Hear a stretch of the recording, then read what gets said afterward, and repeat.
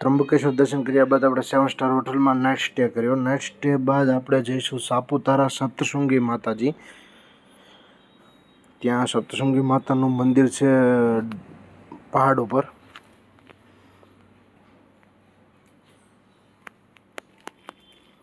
સપ્તશૃંગી માતાએ જવા માટે રસ્તો પહાડોની વચ્ચેથી પહાડ કોતરીને રસ્તો બનાવેલો છે અને ત્યાં આજુબાજુમાં ખૂબ જ વધુ પડતા પહાડો છે, જ્યાં તમને ચોમાસાની ઋતુમાં ખૂબ સારું વાતાવરણ જોવા મળે છે સપ્તશૃંગી જવા માટે.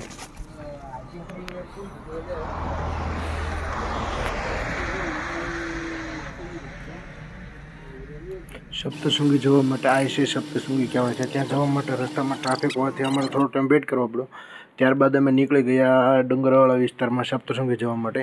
ત્યાં રસ્તો ખીણવાળો રસ્તો હોવાથી ખાડા ખીણવાળો ખૂબ જ ધ્યાન રાખીને સેફ્ટી રાખીને ચાલવું પડે છે. ત્યાં રસ્તામાં જંગલી પ્રાણીઓને ખવડાવવા માટે, દાખલા તરીકે વાંદરા અને એવા જે પ્રાણીઓ છે તેને ખવડાવવા માટે એક પોઈન્ટ આવે છે. ત્યાંનું વાતાવરણ ખૂબ જ સારું હોય છે, લોકેશન ખૂબ જ સરસ છે. અમે પણ થોડી વાર માટે ત્યાં મજા કરી અને પ્રાણીઓને નાસ્તો અને બિસ્કિટને એવું ખવડાવ્યું. ત્યારબાદ વાતાવરણ નિહાળીને અમે પણ સપ્તશૃંગી જવા માટે નીકળી ગયા. અત્યારનું વાતાવરણ છે. ત્યારબાદ અમે પણ સપ્તશૃંગી જવા માટે પાછા નીકળી ગયા. ત્યારબાદ સપ્તશૃંગી પહોંચ્યા બાદ સપ્તશૃંગીના પાર્કિંગ ખૂબ જ મોટું પાર્કિંગ છે. ત્યાં કાર પાર્ક કરીને ભગવાન શિવના દર્શન કર્યા. રસ્તામાં ભગવાન શિવની ખૂબ જ મોટી પ્રતિમા આવે છે પાર્કિંગમાં. સપ્તશૃંગી કાર પાર્ક કર્યા બાદ સપ્તશૃંગી ડુંગર માટે જવા માટે નીકળ્યા. ત્યાં આપણે ટિકિટ લેવાની હોય છે. ટિકિટ બારીએથી ટિકિટ લઈ અને પછી અંદર જવાનું હોય છે, જ્યાં તમને સપ્તશૃંગીનો નકશો કાચના બોક્સમાં બતાવેલો છે.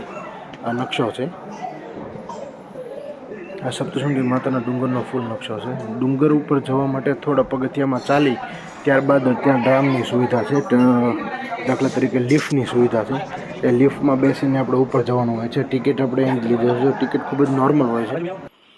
એ ટિકિટ લીધા બાદ ડ્રામમાં બેસ્યા બાદ આપણે ઉપર જવાનું હોય છે. તમને 10 થી 12 મિનિટમાં ત્યાં ઉપર પહોંચાડી દે છે. આ ટ્રેન છે ડ્રામ. ડ્રામમાં બેઠા પછી તમને ખૂબ જ રમણીય વાતાવરણ જોવા મળે છે આજુબાજુમાં. ખૂબ જ મજા આવે છે.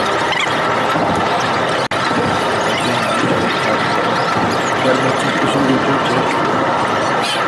લિફ્ટ દ્વારા ઉપર ગયા બાદ ત્યાંથી પણ વાતાવરણ જોવાની ખૂબ મજા આવે છે. અને ત્યાં માતાજીની 10 ભુજાઓની પ્રતિમા છે. સપ્તશૃંગીની 10 ભુજાઓની પ્રતિમા.